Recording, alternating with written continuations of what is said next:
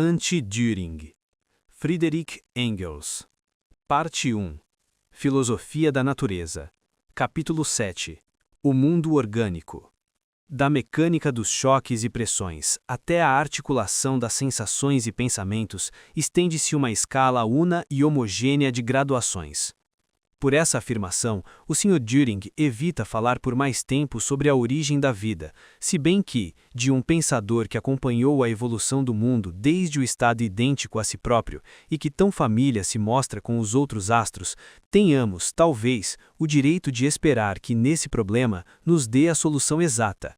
De resto, a afirmação acima não é justa senão pela metade, enquanto não é completada pela linha modal de desproporções de Hegel, da qual já falamos. Ainda que se faça progressivamente, a passagem de uma forma de movimento a outra é sempre um salto, uma viravolta decisiva. Assim acontece com a passagem da mecânica dos mundos para a das pequenas massas materiais num mundo concreto, e também com a passagem da mecânica das massas para a das moléculas, que compreende os movimentos estudados na física propriamente dita: calor, luz, eletricidade, magnetismo. A passagem da física das moléculas para a física dos átomos, a química, que se processa igualmente por um salto muito nítido, salto esse mais pronunciado ainda, na passagem da ação química ordinária ao quimismo da albulina, a que chamamos vida. No interior da órbita da vida, os saltos tornam-se cada vez mais raros e imperceptíveis. Desse modo, é Hegel, mais uma vez, quem deve corrigir o Sr. Düring. A via conceitual pela qual se passa ao mundo orgânico é fornecida ao Sr. Düring pela ideia de fim. Eis outra ideia tomada de Hegel, que, na sua lógica, teoria do conceito, passa por meio da teleologia, ou teoria dos fins, do mundo físico-químico ao mundo vivo. Para qualquer lado que volvamos os olhos, encontramos nas afirmações do Sr. Düring grosserias hegelianas, que ele põe sem nenhum constrangimento a serviço de sua ciência radical. Iríamos longe se fôssemos procurar saber em que medida a aplicação das ideias de fim e de meio ao mundo orgânico é legítima e oportuna. Em todo caso, a própria aplicação da ideia hegeliana de fim interno, isto é, de um fim que não é introduzido na natureza por um ser exterior, agindo intencionalmente pela sabedoria de nenhuma providência, mas que reside na necessidade dos próprios objetos, conduz, constantemente, as pessoas que não têm uma cultura filosófica completa, sem se dar conta disso, à suposição irrefletida de uma norma consciente e intencional nos atos da natureza. O próprio Sr. Düring, que há a menor tendência espiritista em outrem, explode em uma indignação moral sem limites, afirma-nos com certeza que as sensações instintivas foram criadas em primeiro lugar graças à satisfação que está ligada a seu funcionamento. Ele nos conta que a pobre natureza deve sem cessar restabelecer e garantir a ordem no mundo dos objetos, e que, além disso, há uma série de outras funções a resolver que, da parte da natureza, exigem mais sutilezas do que geralmente se pensa. Mas não só a natureza sabe por que ela cria isto ou aquilo, não só ela deve fazer serviços de criada, não só ela tem o dom da sutileza, o que já seria, portanto, um aperfeiçoamento considerável, no sentido de um pensamento consciente e subjetivo, como ela ainda tem uma vontade, que são as tarefas suplementares, graças às quais os instintos, além de satisfazerem as necessidades reais da natureza, nutrição, reprodução, etc., não devem ser considerados como diretamente, mas só como indiretamente desejados. Chegamos, assim, a uma natureza cujo pensamento e cuja ação são conscientes, e eis-nos, portanto, sobre a ponte que liga, não certamente o estático ao dinâmico, mas o panteísmo ao deísmo. Ou será que o Sr. Düring se permite de vez em quando entregar-se um pouco ele mesmo à meia poesia filosófica da natureza? Não, não é possível. Tudo o que o nosso filósofo da realidade nos diz sobre a natureza orgânica reduz-se precisamente à luta contra essa meia poesia filosófica da natureza, contra esse charlatanismo com suas frivolidades superficiais e de suas mistificações científicas, digamos assim, contra os traços poéticos do darwinismo. Antes de mais nada, o Sr. Düring acusa Darwin por ter transplantado da economia para as ciências naturais a teoria de Malthus sobre a população, de não ter ultrapassado as ideias estreitas de um criador de gado, de ter feito com a luta pela vida uma poesia ou semi-poesia científica, concluindo que todo o darwinismo, se excetuarmos os empréstimos tomados a Lamarck, não passa de ser uma violência cometida contra a humanidade. Darwin trouxera de suas viagens científicas a ideia de que as espécies vegetais e animais, longe de serem permanentes, são variáveis. Para continuar, já na Inglaterra, a trabalhar essa ideia, o campo mais favorável que se lhe oferecia era o da experimentação em animais e plantas. Ora, a Inglaterra é justamente a terra clássica destas experiências. Os resultados obtidos nesse terreno em outros países, a Alemanha, por exemplo, estão longe de atingir os que se tem conseguido na Inglaterra. De mais a mais, os grandes sucessos neste ramo nestes últimos 100 anos pertencem à Inglaterra, e a comprovação dos fatos oferece poucas dificuldades. Darwin descobriu assim que a experimentação havia artificialmente provocado em animais e em plantas da mesma espécie diferenças maiores que as encontradas entre as espécies geralmente conhecidas como distintas. Provava-se assim, de um lado, a variabilidade relativa das espécies, e de outro, a possibilidade da existência de antepassados comuns de seres com caracteres específicos e diferentes.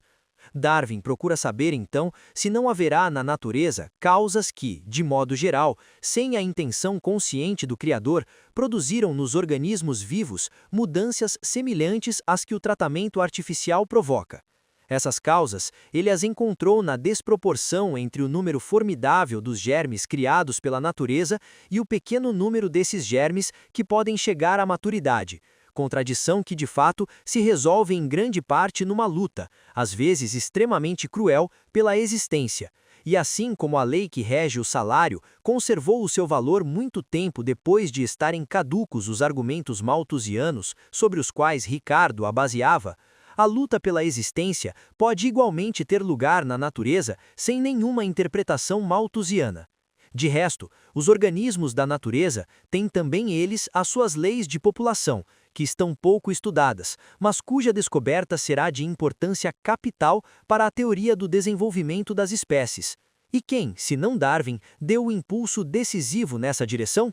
O Sr. Düring esquiva-se de abordar esse lado positivo do problema. Em vez disso, traz novamente à baila, em termos gerais, a luta pela existência.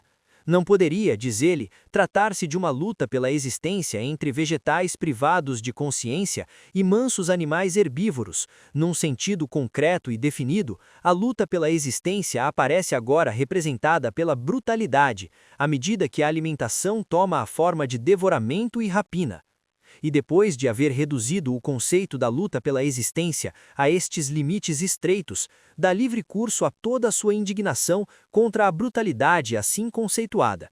Mas essa indignação moral atinge apenas o próprio Sr. Düring, único autor responsável por esta limitação da luta pela existência. Não é, portanto, Darwin quem procura no mundo dos animais as leis e a compreensão de tudo o que acontece na natureza, pois Darwin torna extensiva a luta a todo o mundo orgânico, mas sim um fantasma imaginário inventado pelo próprio Sr. Düring. Não há inconveniente que a expressão luta pela existência seja abandonada às explosões de cólera moral do Sr. Düring, mas que seja apenas a expressão, que a coisa se aplica também às plantas, qualquer prado, qualquer campo de trigo, qualquer bosque o demonstram, e não é precisamente de nomes que se trata. Tanto se pode chamar a isso de luta pela existência ou falta de condições de existência com seus efeitos mecânicos. Mas sim, trata-se do modo como esse fato atua na conservação e transformação das espécies. A esse respeito, o Sr. Düring persiste em um silêncio obstinado, idêntico a si mesmo. Sua razão de ser sofrerá, pois, se outra coisa não for demonstrada, o processo de seleção natural. O darwinismo, afirma-nos ele, tira a sua metamorfose e as suas diferenças do nada. Na verdade, Darwin, quando trata da seleção natural, faz abstração das causas que provocam mudanças em cada um dos indivíduos e se ocupa, primeiramente, da maneira pela qual tais variações individuais gradativamente se tornaram caracteres de uma raça, de uma variedade ou de uma espécie. Para Darwin, trata-se, em primeiro lugar, menos de encontrar essas causas, que até aqui são completamente desconhecidas, não podendo ser indicadas senão de um modo geral, do que achar uma forma racional sobre a qual os efeitos se fixam e adquirem uma importância permanente. Que Darwin tenha com isso atribuído à sua descoberta um raio de ação exagerado, que dela tenha feito a mola exclusiva da transformação das espécies, esquecendo-se das causas determinantes das mudanças individuais repetidas, para fixar-se apenas na forma de generalização dessas mudanças, essa é uma falta comum a todos os autores que realizam um progresso real. Além disso, se fosse verdade que Darwin tirou as suas variações individuais do nada e que nisso aplicou somente à ciência do Criador, é mister necessariamente que o Criador tire igualmente do nada as suas variações, não só imaginárias, mas verdadeiras, das espécies animais e vegetais. Ora, quem deu o primeiro impulso para pesquisar de onde provêm essas metamorfoses e diferenciações? Ainda uma vez, Darwin, e nenhum outro. Recentemente, graças principalmente a Haeckel, a ideia da seleção natural foi ampliada e a transformação das espécies foi compreendida como resultado de um processo de ações recíprocas, de adaptação e hereditariedade, sendo a adaptação descrita como aspecto modificativo e a hereditariedade como aspecto conservador do processo. Isso também não merece o apoio do Sr. Düring. Uma adaptação propriamente dita às condições de vida, tais como são afirmadas ou negadas pela natureza, supõe instintos e atividades que se determinam, por seu lado, por representações. De outro modo, a adaptação não será mais que uma aparência, e a causalidade que se desenvolver não se elevará acima dos mais baixos graus do mundo da física, da química e da fisiologia vegetal. E a nomenclatura outra vez que aborrece e transtorna o Sr. Düring. Mas qualquer que seja o nome por ele dado ao fenômeno, o que importa é saber, sim ou não, se tais fenômenos provocam mudanças nas espécies vegetais e animais. E, no entanto, o Sr. Düring não nos dá resposta alguma nesse sentido. Quando uma planta toma em seu crescimento a direção em que recebe a luz, esse fato é o efeito da atração, que representa uma combinação de forças físicas e de agentes químicos. E quando se quer falar de adaptação, não em sentido metafísico, mas no sentido real, isso fatalmente é o mesmo que introduzir nos conceitos uma confusão espiritista. Como é severo para com os outros o mesmo homem, que sabe científica e exatamente por que a natureza faz isto ou aquilo, que nos fala da sutileza da natureza e até da sua vontade. Confusão espiritista com efeito. De quem? De Haeckel ou do Sr. Düring? É confusão não apenas espiritista, mas também lógica. Vimos que o Sr. Düring faz todos os esforços para aplicar à natureza a ideia do fim. A relação de meio e fim não supõe de modo algum uma intenção consciente. Mas o que é então a adaptação sem intenção consciente, sem transmissão de representações, contra a qual ele se ergue com tamanho ímpeto, senão uma tal atividade teológica inconsciente? Assim, pois, as rãs e os insetos que se nutrem de folhagens e que são de cor verde, os animais do deserto que são amarelos da cor da areia, os animais das regiões polares quase sempre brancos, da cor dos gelos, não tomaram essas cores intencionalmente, nem por efeito de nenhuma espécie de representações com essas cores. Pelo contrário, essas cores só se explicam pelo jogo das forças físicas e dos agentes químicos. É inegável, portanto, que esses animais se adaptaram por meio dessas cores ao meio em que vivem, e passam dessa maneira muito mais desapercebidos aos olhos de seus inimigos naturais. Do mesmo modo, os órgãos com a ajuda dos quais certas plantas capturam e devoram os insetos que nelas pousam, se adaptaram a essa função, e de modo conveniente. Se o Sr. Düring pretende que a adaptação deve ser sempre escosada por uma série de representações, diz apenas em outras palavras que a atividade teológica também deve fazer-se por força das representações, deve ser consciente e intencional. Isso nos leva, como de habitude, à filosofia da realidade, ao Criador consciente, à ideia de Deus. Antigamente, diz o Sr. Düring, chamava-se deísmo a essa doutrina, mas também sobre este ponto parece ter se desenvolvido a coisa para trás. Da adaptação, passemos à hereditariedade. Ainda aqui, o darwinismo, segundo o Sr. Dunning, engana-se redondamente. Darwin teria pretendido que todo o mundo orgânico descende de um ser primitivo, sendo, por assim dizer, a linhagem de um único ser. Não haveria, segundo Darwin, coexistência paralela de produtos da natureza, seres da mesma espécie, sem vínculo de descendência. Ele vê-se, pois, obrigado a pôr um fim às suas concepções, presas ao passado, por ter-lhe faltado o fio da procriação ou de qualquer outra transplantação. Mas essa afirmação de que Darwin faz derivar todos os organismos atuais de um ser primitivo e único não é mais que, para falarmos cortesmente, criação e livre fantasia do Sr. Dunning. Darwin diz expressamente, na penúltima página da Origem das Espécies, sexta edição, que ela considera todos os seres, não como criações especiais, mas como descendentes em linha direta de um pequeno número de seres. Haeckel vai ainda mais longe, admite um tronco absolutamente independente para o reino vegetal, um outro para o reino animal e, entre esses dois reinos, toda uma série de troncos protistas isolados, cada um dos quais se desenvolvendo de maneira inteiramente independente a partir de um tipo particular de monera arquigônica.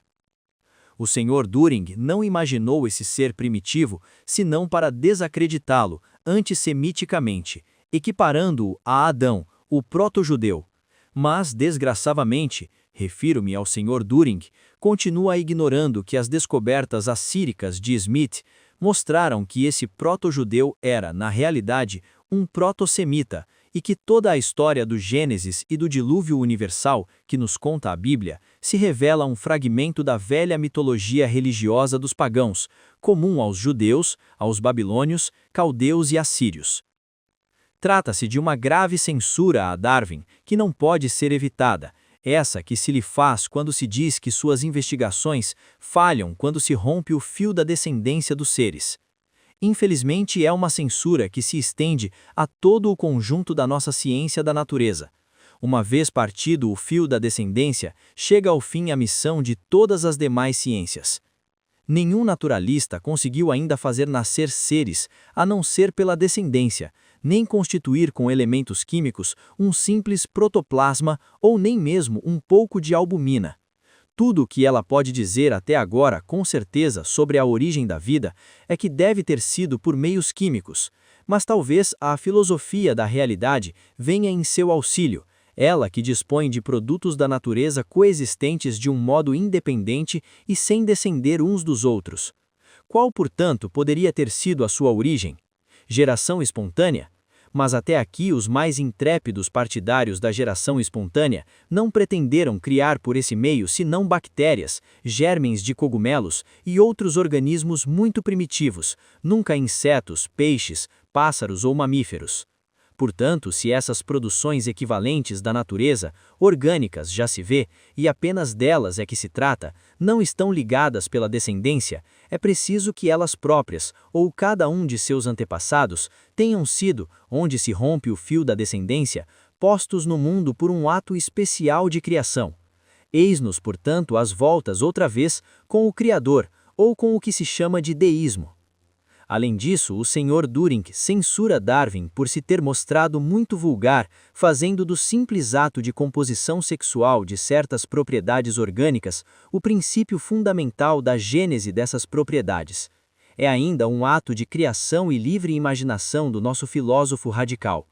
Pois, pelo contrário, Darwin declara justamente, página 44, que a expressão seleção natural só abrange a conservação das modificações e não a sua origem. Mas essa nova suposição desarrazoada sobre coisas que Darwin nunca disse, nos prepara para a profundeza dunningiana das seguintes conclusões. Se tivesse procurado no esquematismo interno da procriação algum princípio de modificação substantiva, teria sido muito racional, porquanto é uma ideia bastante natural a de harmonizar o princípio da gênese geral com o princípio da reprodução sexual, e o de conceber de um ponto de vista superior o que se chama de geração espontânea, não como o contrário da reprodução, mas sim como um caso de produção. e o homem que pôde redigir semelhante tolice não hesita em censurar Hegel por sua gíria. Mas já é tempo de deixarmos de lado essas recriminações e lamentos aborrecidos e contraditórios com que o Sr. Düring extravasa seu despeito ante o surto imenso que as ciências naturais devem ao impulso da teoria darwiniana. Nem Darwin, nem os naturalistas seus partidários sonham em diminuir, no que quer que seja, os grandes méritos de Lamarck. Foram eles, precisamente, os primeiros que defenderam a reputação. Não temos, no entanto, o direito de esquecer que, ao tempo de Lamarck, a ciência estava muito longe de dispor de materiais suficientes para poder resolver a questão da origem das espécies, a não ser como uma antecipação à sua época, ou, por assim dizer, de uma maneira profética. Sem contar a massa enorme de materiais de zoologia e de botânica, anatômicos e descritivos, que foram reunidos a partir dessa época, surgiram depois de Lamarck duas ciências inteiramente novas e de importância decisiva neste terreno, que estudam uma, a evolução dos gérmens vegetais e animais, embriologia, e outra, os vestígios orgânicos conservados nas diversas camadas da crosta terrestre, paleontologia. De fato, descobriu-se que existe uma coincidência entre a evolução gradual, segundo a qual os gérmens orgânicos se tornam organismos adultos, e a série cronológica das plantas e animais que aparecem sucessivamente na história da Terra. E foi precisamente essa coincidência que deu à teoria da evolução a sua base mais sólida. Mas a teoria da evolução ainda está bastante nova e, por consequência, está fora de qualquer dúvida que as pesquisas ulteriores devem modificar notavelmente as ideias atuais, inclusive as que são estritamente darwinianas, sobre o processo de evolução das espécies. E agora, que nos diz de positivo a filosofia da realidade sobre o desenvolvimento da vida orgânica? A mutabilidade das espécies é uma suposição admissível, mas é preciso admitir paralelamente a ordem coexistente e substantiva de produções da natureza, equivalentes, porém independentes, sem ligação de descendência. Ao ler esse trecho, seríamos levados a crer que as produções não equivalentes da natureza, isto é, as espécies que se modificam, descendem umas das outras, e os seres da mesma espécie, não. Mas não é propriamente isso, porque mesmo nas espécies que se modificam, o vínculo da descendência pode ser um ato inteiramente secundário da natureza. Assim, pois, há descendência, mas de segunda classe. Rejubilemo-nos, entretanto, por ter entrado pelas portas do fundo, essa descendência contra a qual o Sr. Düring tanto blasfemou e contra a qual se lançou violentamente. O mesmo se dá com a seleção natural.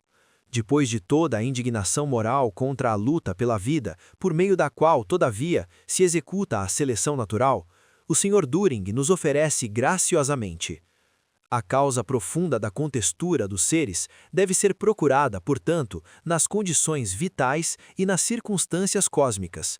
A seleção natural sobre a qual Darwin insiste pode apenas atuar em segundo plano. Mas, de qualquer maneira, é seleção natural, embora de segunda classe, e assim temos, pois, seleção natural, luta pela existência e excesso de população, segundo a fórmula clerical de Malthus. É tudo. Quanto ao resto, o Sr. Düring nos envia para a teoria de Lamarck. Finalmente, ele nos adverte contra o abuso das palavras metamorfose e evolução. Segundo ele, a ideia de metamorfose é um conceito vago, e a ideia da evolução só pôde ser admitida na medida em que se pôde verdadeiramente provar a existência das leis que a regem, e aconselha-nos a substituir ambas as palavras pelo termo composição, e então tudo irá bem. É sempre a mesma história, as coisas continuam como são, e o Sr. Düring mostra-se todo satisfeito se lhes mudamos o nome.